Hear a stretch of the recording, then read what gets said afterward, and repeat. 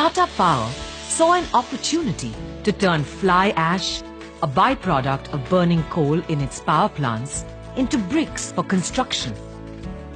Bricks made from fly ash have higher compressive strength as compared to the red bricks made of mud. With the assistance of the Tata Group, self-help groups of youth were formed to undertake the business of ash brick as a collective enterprise. The fly ash evacuated from the power plant is given free to them.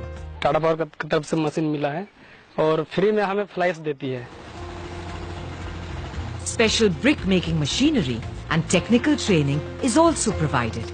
The ash brick making units are not only creating entrepreneurs out of the tribal youth but also offering employment to many local people. हमने 10 लोगों को रोजगार दिया हुआ है और लगभग हमारा अर्निंग अच्छा है. इसका स्ट्रेंथ भी बढ़िया है, हम लोग खुद टेस्ट किए हैं.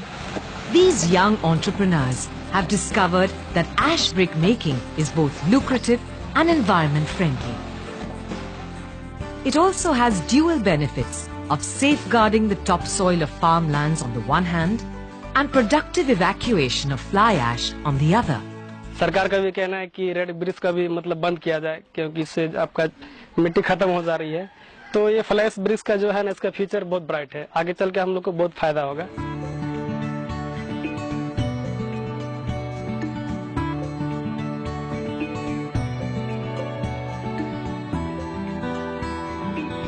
Their enthusiasm and hard work, fueled by the encouragement of the Tata Group, is helping many families to live a better life and build a brighter future by literally securing livelihood from ashes.